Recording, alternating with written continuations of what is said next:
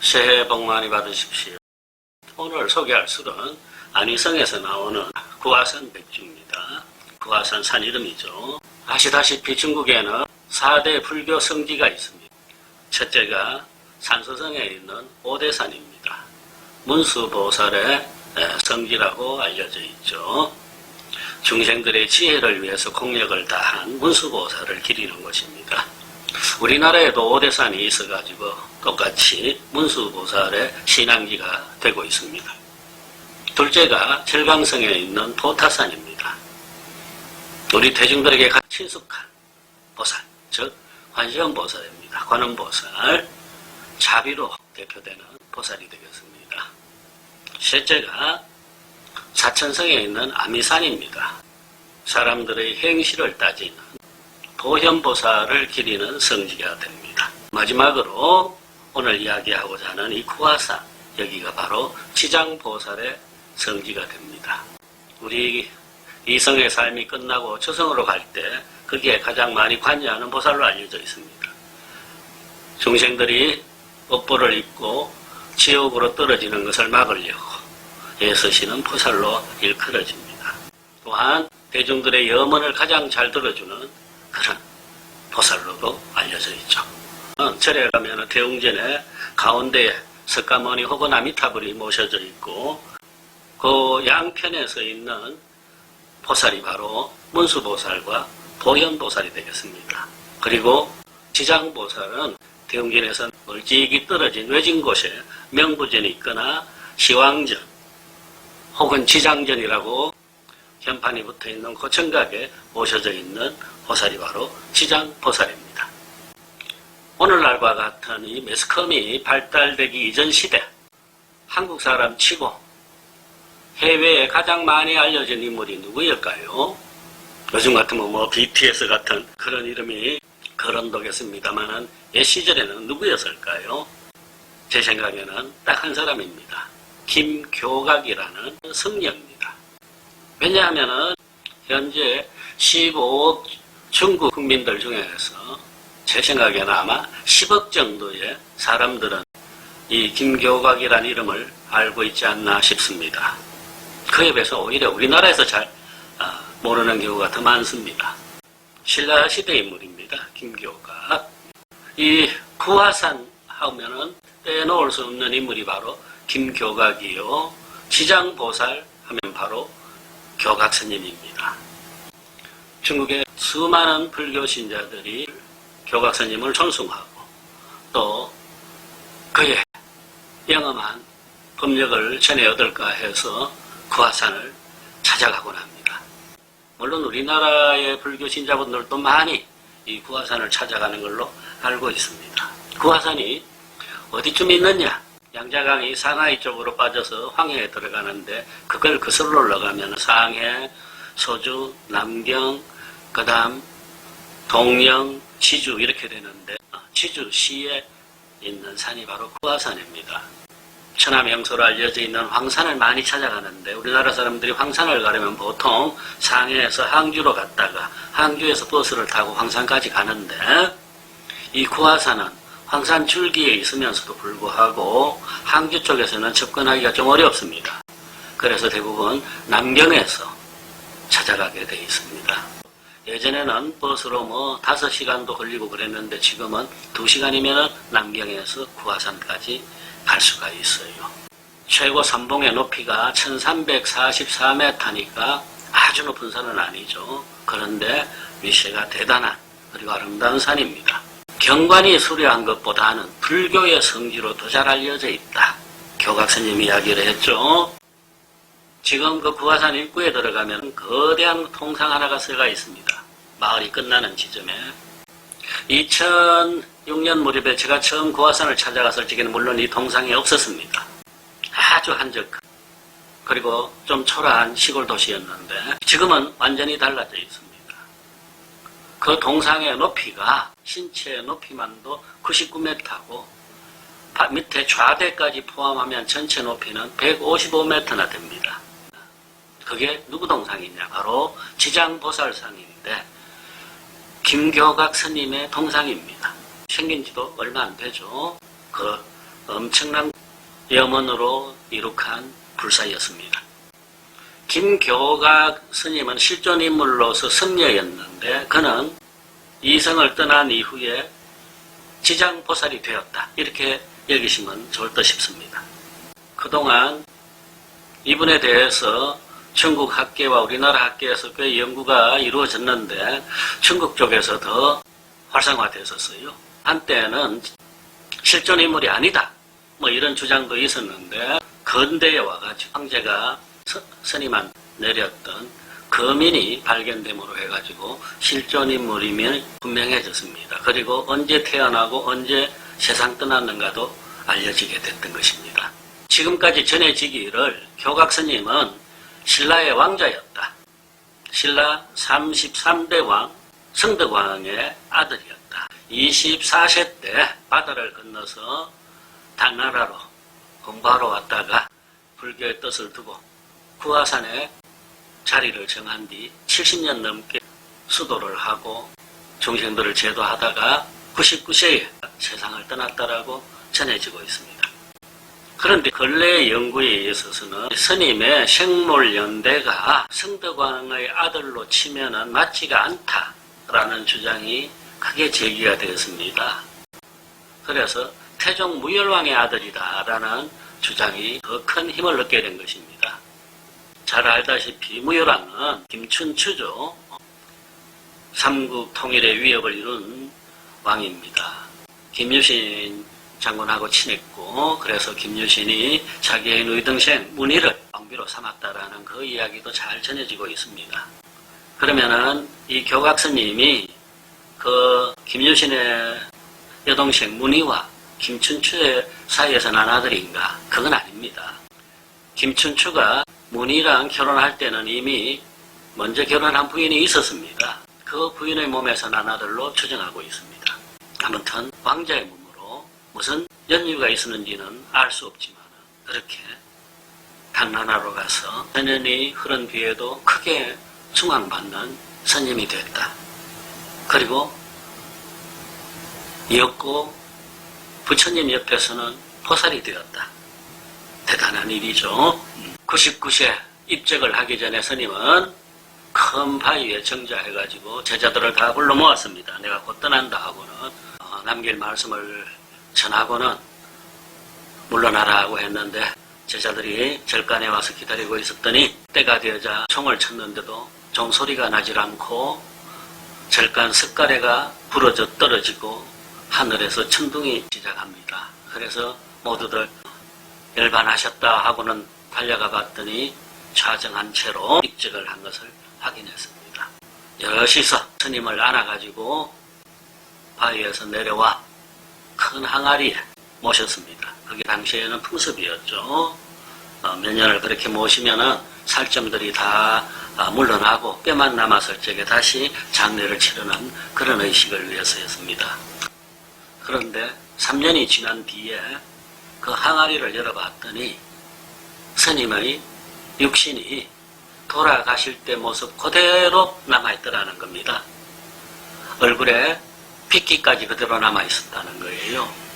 깜짝 놀라서 독을 깨고 육신을 모셔냈는데 문득 관절들마다 해서 맑은 쇳소리가 나고 하늘에 무지개 같은 광채가 서리더라.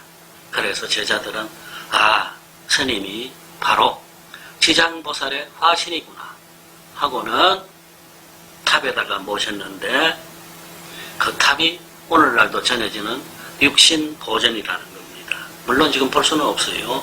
그 육신보전을 땅속에다가 넣고 그 위에다가 새로 절을 지었기 때문입니다. 지금 구하진 작은 도시에서 버스를 타고 산을 쭉 타고 올라가면은 산 중간에 또 하나의 큰 마을이 나타납니다. 거기도 물론 숙소도 있고 음식점도 있고 다 있어요. 그보다 더 많은 절간들이 온 산을 차지하고 있고 그렇습니다.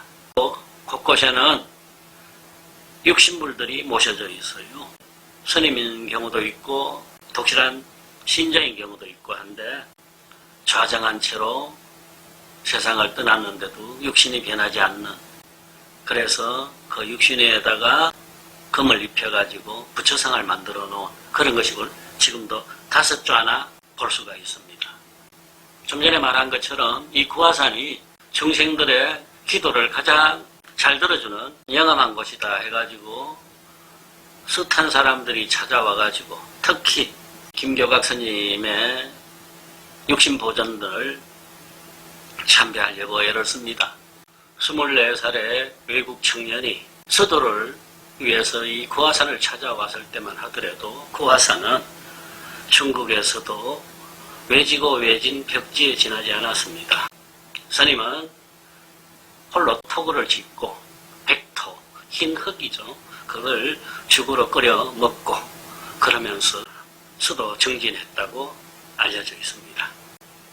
스님의 이런 각고의 노력에 대해서 당시에 지인들이 시도 읊었는데 하나 소개해 볼까요? 도해이 향국하고 사영 취 고공이로다. 결모 쌍수저하고 성탑 만산중이로다. 자기 태어난 고국을 떠나 바다를 건너왔구나.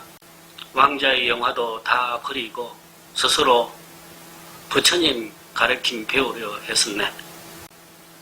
억시풀 엮어 지붕을 만들고 나뭇가지 깔아서 바닥을 하였네.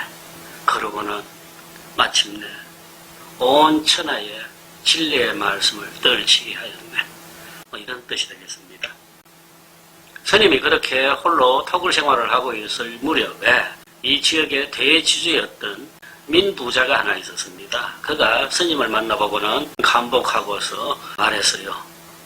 스님, 돌을 닦거나 가리키려면 절을 지어야 할 텐데 절터라도 하나 장만하셔야죠. 제가 제공하겠습니다. 얼마만큼 필요할까요? 라고 했습니다. 그랬더니 스님이 많이는 필요 없습니다. 지금 내가 걸치고 있는 이 가삿 하나를 덮을 만한 땅이면 됩니다. 그래서 아이고 그러십시오 했어요. 스님이 가사를 벗어서 공중으로 휙 던졌는데 그 가사가 넓어지고 하더니 9개 산봉우리를 다 덮었다는 재미난 이야기도 전해집니다. 9봉우리로 유명한 이 구화산은 원래 이름이 구자산이었어요. 이 이름을 누가 구화산으로 바꿨느냐? 바로 시인 이백이었습니다. 제가 선주 이야기할 적에 이백이 선성에 살았던 이야기를 했습니다. 선성에 살던 이백이 구화산에 놀러왔다가는 9봉우리의 예쁜 모습을 보고는 구자산이라는 이름보다는 구화산이란 말이 낫겠다. 꽃봉우리다 해서 화자를 쓰도록 했습니다. 물론 지금 꽃 화자는 아니죠. 그런데 이 화려하다의 화자는 꽃 화자와 발음이 같을 뿐만 아니라 뜻도 같습니다. 그래서 9개의 꽃봉오리 같은 봉오리들이 솟아있는 산, 이렇게 산 이름을 정했던 것입니다. 그리고 보면은요, 교각 스님하고 이백이 같은 시대 때 같은 공간에 있었다는 걸 짐작이 됩니다. 겉으로 드러난 나이는 이백이 교각 스님보다 5살, 6살 아래예요. 그런데 50대 무렵 이백이 선성에 살면서 경정산이란 이 구화산을 논일 적에 이미 교각 스님은 이 산중에서 돌을 닦고 있었습니다. 아마 만났던 모양이에요. 왜냐하면 이백의 시중에 지장보살 찬, 지장보살을 찬미한다라는 그런 시가 있는데 그것이 교각 스님에 대한 이야기로 보기 때문입니다. 교각 스님이 왕자였다 그랬죠. 어머니 혹은 제3의 여인, 이런 신라 여인이 스님을 만나기 위해서 이 산중까지 찾아왔다는 이야기가 지금도 구화산 마을에 전해지고 있습니다. 중국 쪽에서 만든 교각 스님이 한 장면을 이쯤에서 한번 볼까요? 배경음악을 관심 주시기 바랍니다. 姑娘，请问吉宁山是有子路上去吗？是，你们上去干什么？我们到鸡宁山祈源寺进香去。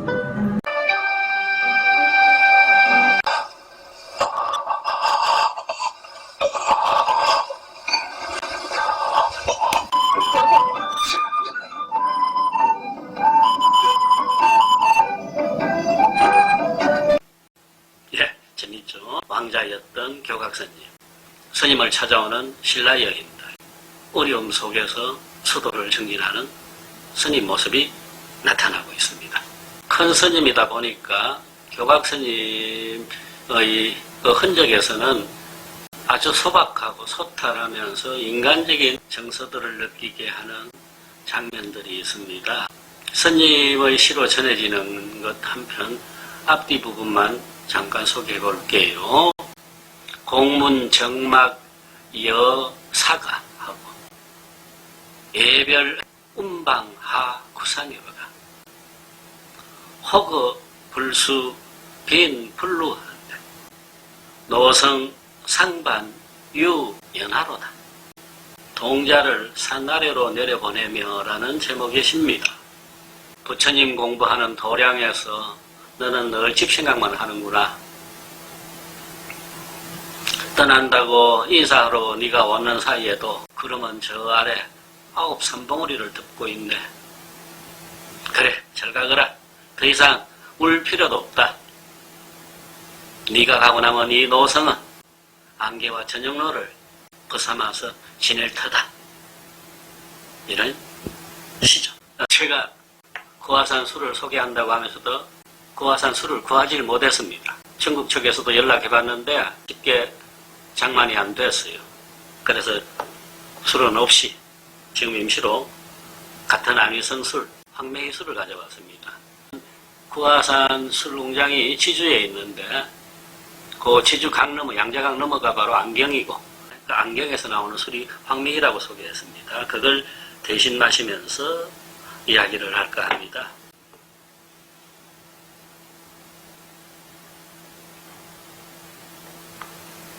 예, 제가 10년 간격으로 2번을 구화산을 찾아갔다가 산에서 내려와서 마을에 잠을 자는데 그때마다 마신 술이 바로 구화산 술이었습니다. 500ml 한 병이 식당에서 35원이 위안했던 걸 기억합니다. 7,000원이 안 되는 가격이었죠. 그러니까 시골 토주와 다를 바 없습니다. 술만요, 맛도 향도 잘 모르겠습니다. 거칠고 강렬하고 자극적이고 뭐 그런 수식어들밖에 쓸 수가 없겠네요. 확 찔러오는데 처음에는 한 잔 마시고 진저리를 칩니다. 아, 이걸 어떻게 마시지? 그러다가 2잔 마시고 석 잔 마시고 나면은 술기운이 그대로 강렬하게 속을 받쳐줌으로 해서 갑자기 멀리 보이는 구화산 산봉우리들이 더욱 이뻐 보이고 그리고 산중에서 당장이라도 스님이 육환자를 두드리면서 걸어오실 것 같은 그런 느낌을 가졌던 기억이 선합니다.